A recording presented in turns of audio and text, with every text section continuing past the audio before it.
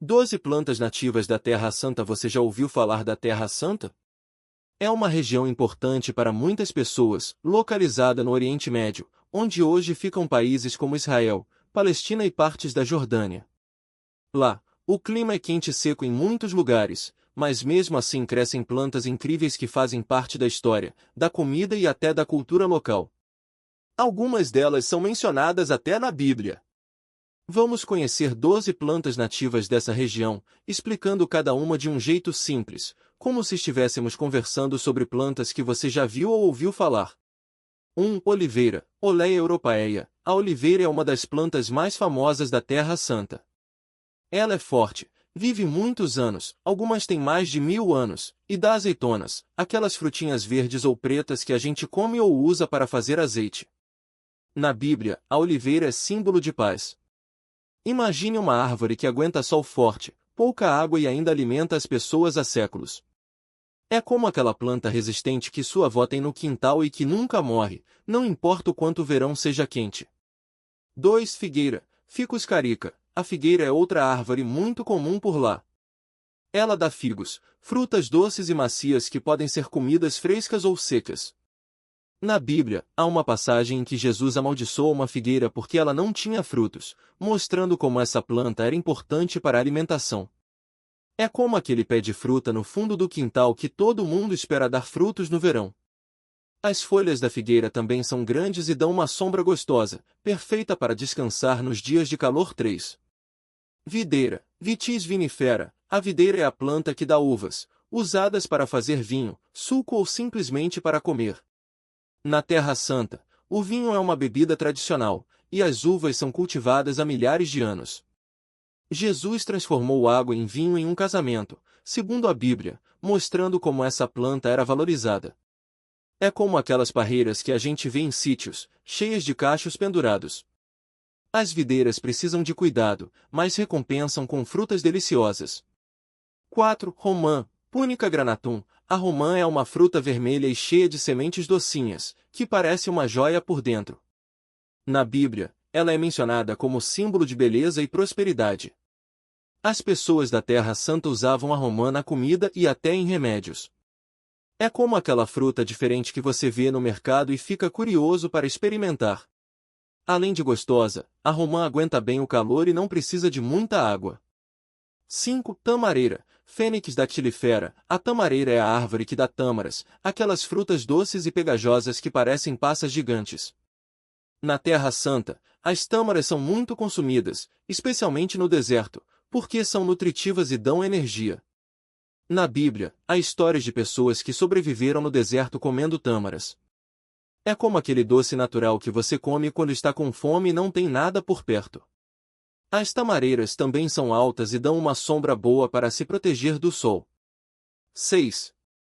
Alcaparra, Capparis spinosa. A alcaparra é uma plantinha que cresce em pedras e muros, com flores brancas e botões que são usados na culinária. Você já viu aquelas bolinhas verdes em potes de vidro? São as alcaparras, que dão um sabor azedinho e salgado em pratos como saladas e molhos. Na Terra Santa, elas crescem naturalmente em lugares secos e rochosos. É como aquela erva que nasce no muro de casa e que ninguém planta, mas que dá um tempero especial na comida. 7. Alecrim, Rosmarinus officinalis. O alecrim é uma erva cheirosa que a gente usa para temperar carne, pão ou até chá. Na Terra Santa, ele cresce naturalmente em áreas secas e é muito usado na medicina popular. Na Bíblia, não é mencionado diretamente, mas faz parte da cultura local há séculos. É como aquele galinho verde que sua mãe coloca na panela para dar cheiro bom na comida. Além de gostoso, o alecrim é resistente e não precisa de muita água. 8. Arruda, Ruta graveolens. A arruda é uma plantinha com folhas pequenas e um cheiro forte, que muitas pessoas usam como remédio caseiro. Na Terra Santa, ela é conhecida por suas propriedades medicinais, mas também é usada em rituais religiosos. É como aquela erva que sua avó diz que afasta mal-olhado, mas que também serve para fazer chá. Porém, cuidado, a arruda pode ser tóxica se usada em excesso, então é melhor não brincar com ela.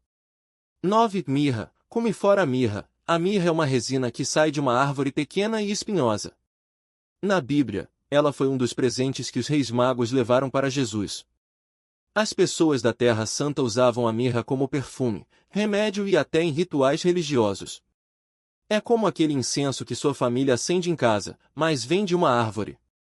A mirra tem um cheiro forte e amargo, mas era muito valorizada antigamente. 10. Incenso, Boswellia sacra. O incenso é outra resina, mas vem de uma árvore diferente da mirra. Ele é queimado para perfumar ambientes e era muito usado em cerimônias religiosas.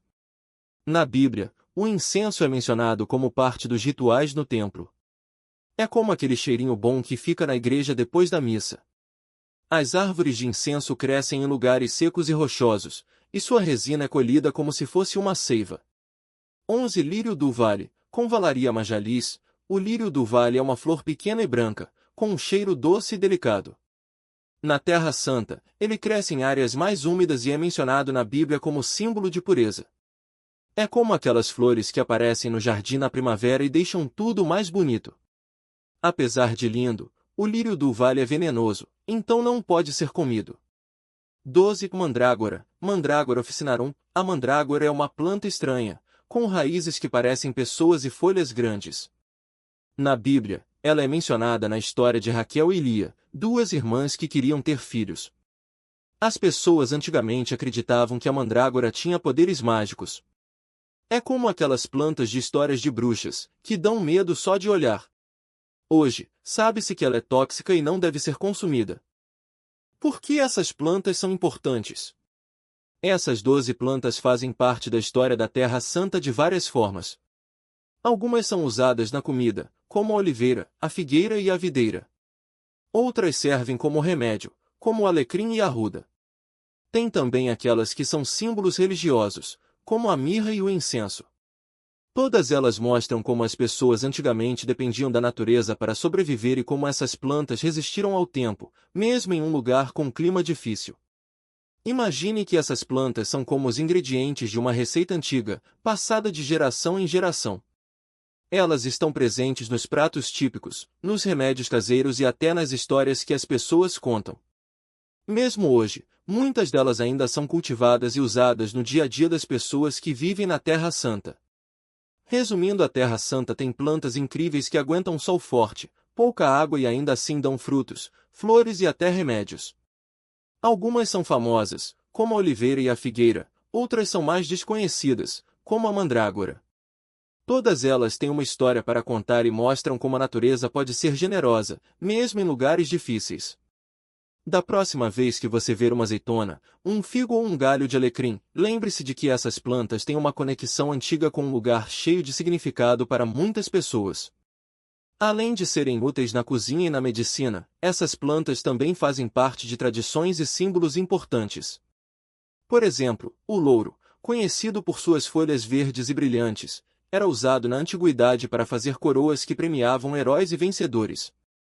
Já o hisopo, uma plantinha pequena com flores roxas, aparece na Bíblia como um símbolo de purificação, as pessoas o usavam para limpar lugares sagrados.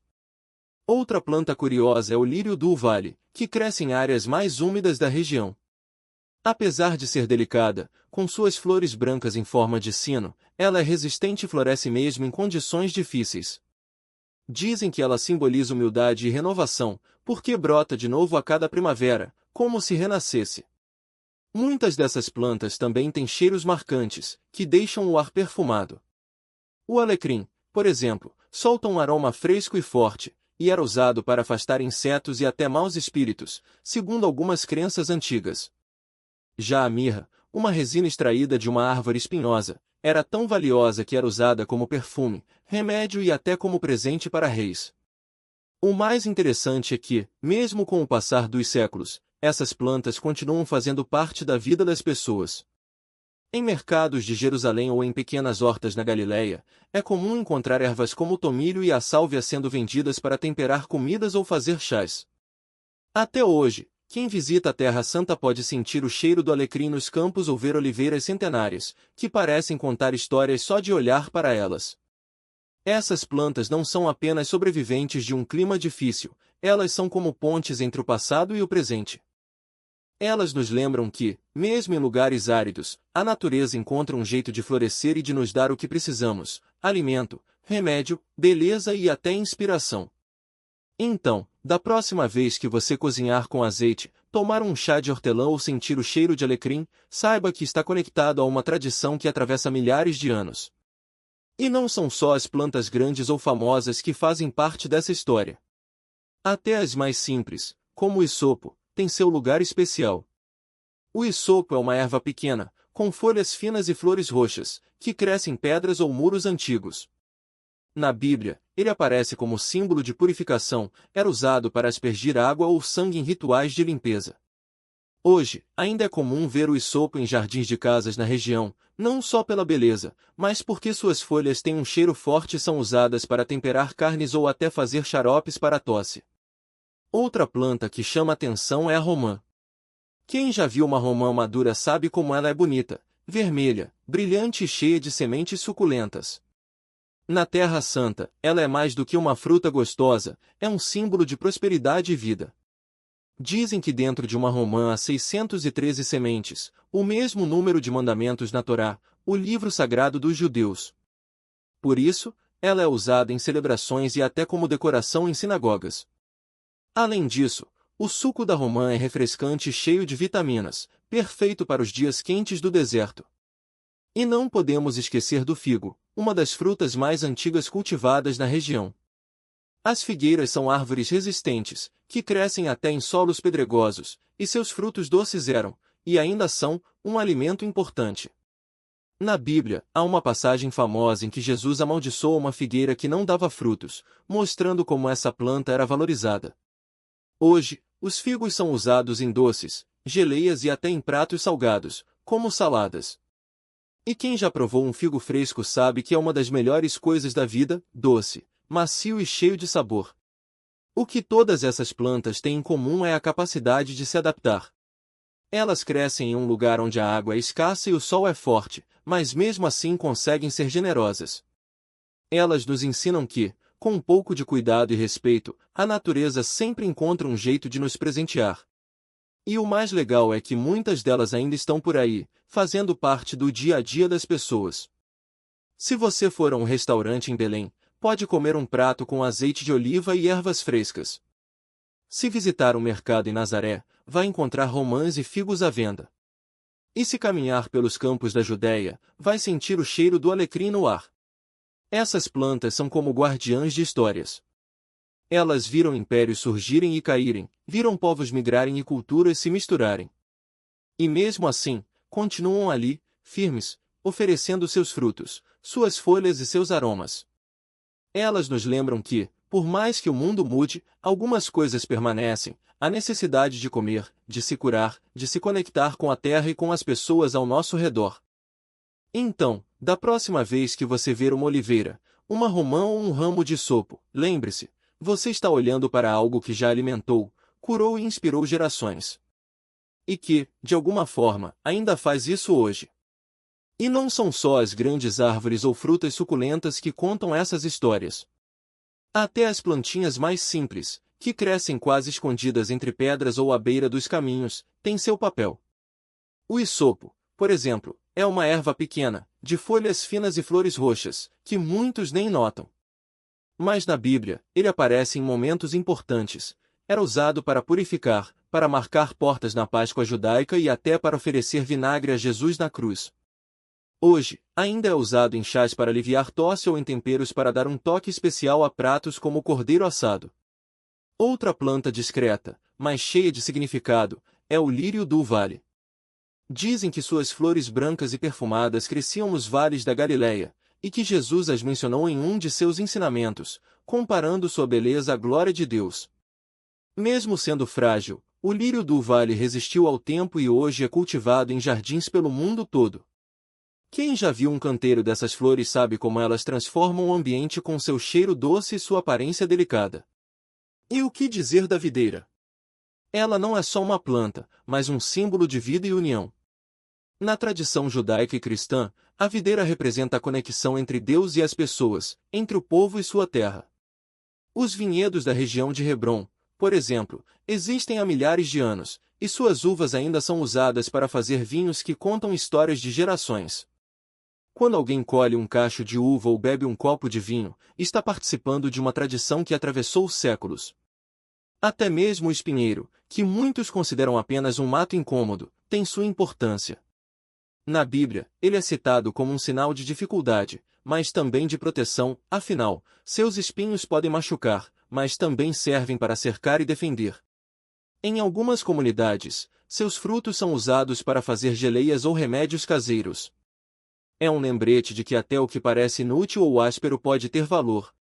O mais bonito é perceber como essas plantas não são apenas relíquias do passado. Elas continuam fazendo parte do dia a dia das pessoas. Quem visita um vilarejo na Cisjordânia pode ver mulheres colhendo folhas de hortelã para o chá da tarde. Em Jerusalém, é comum encontrar lojas que vendem óleos essenciais de alecrim ou lavanda, usados para relaxar ou perfumar a casa.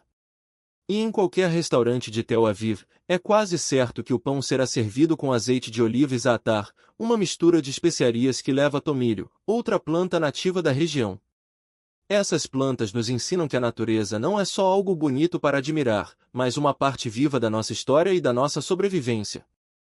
Elas nos mostram que, mesmo em um mundo cheio de tecnologia e pressa, ainda precisamos do que a terra nos dá: comida, remédio, sombra e até consolo. Quando alguém planta uma oliveira no quintal ou colhe um punhado de ervas para o jantar, está mantendo viva uma tradição que começou há milhares de anos. Então, da próxima vez que você provar um figo doce, sentir o cheiro de alecrim ou ver uma romã aberta, mostrando suas sementes vermelhas, lembre-se, você está tocando em algo que já alimentou reis, profetas e camponeses.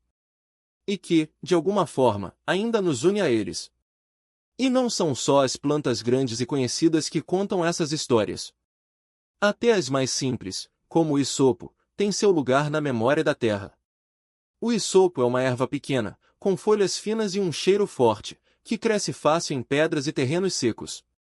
Na Bíblia, ele aparece várias vezes, era usado para purificar pessoas, como uma espécie de limpeza espiritual, e até para molhar os lábios de Jesus na cruz com vinagre. Hoje, ainda é usado em chás para aliviar tosse e dor de garganta, mostrando que o que era remédio antigamente ainda serve para nós. Outra planta que parece comum, mas guarda segredos antigos, é o louro. Quem já viu uma coroa de louros sabe que ela é símbolo de vitória, mas na Terra Santa ele também era usado para temperar comida e até como proteção contra doenças. Os romanos acreditavam que o louro afastava raios, e os gregos o dedicavam ao deus Apolo. Imagine só, um galho de louro pendurado na porta de casa já foi considerado um escudo contra o azar. Hoje, colocamos suas folhas no feijão ou no molho de tomate sem pensar nisso, mas ele carrega séculos de crenças e usos. Até as flores silvestres, como a papoula vermelha, têm seu papel. Ela cresce nos campos depois das chuvas, pintando a paisagem de um vermelho vivo que parece fogo. Na primavera, é comum ver crianças colhendo essas flores para fazer buquês ou brincar. Mas, além da beleza, a papoula já foi usada para fazer óleo e remédios para dormir.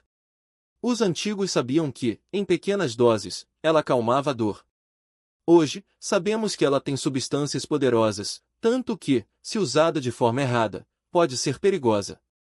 Isso mostra como as plantas da Terra Santa são como pessoas, algumas nos dão alegria sem pedir nada em troca, outras precisam ser tratadas com cuidado. E o que dizer do junípero, aquele arbusto resistente que cresce nas montanhas e nos desertos? Suas bagas azuis são usadas até hoje para dar sabor ao gin, mas antigamente eram um remédio para febre e dor de estômago. Os beduínos, que vivem no deserto, usavam o junípero para fazer fogo, porque sua madeira queima mesmo quando está verde. É uma planta que não desiste fácil, assim como as pessoas que aprenderam a viver em lugares onde a água é escassa e o sol é forte. Todas essas plantas, das mais famosas às mais discretas, nos lembram que a natureza não é só um cenário. Ela é uma professora. Ensina que a vida pode brotar onde menos se espera, numa fenda de rocha, num pedaço de terra seca, até mesmo entre as pedras de um muro antigo. Ensina que o que parece simples, como uma folha de hortelã ou um punhado de sementes de romã, pode ser a diferença entre a fome e a fartura, entre a doença e a cura. E o mais bonito é que essas plantas não são relíquias do passado. Elas ainda estão aqui, crescendo nos quintais, nas beiras de estrada, nos mercados de Jerusalém ou de Nazaré.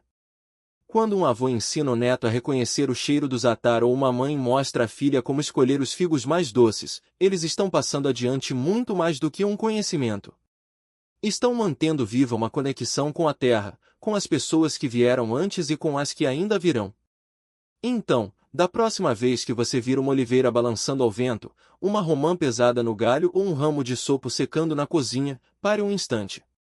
Pense em quantas mãos já tocaram essas plantas, quantas histórias elas já viram. E lembre-se, você também faz parte dessa história. Seja plantando uma semente, cozinhando com ervas da terra ou simplesmente admirando um campo florido, você está escrevendo mais um capítulo dessa relação antiga entre as pessoas e as plantas da Terra Santa.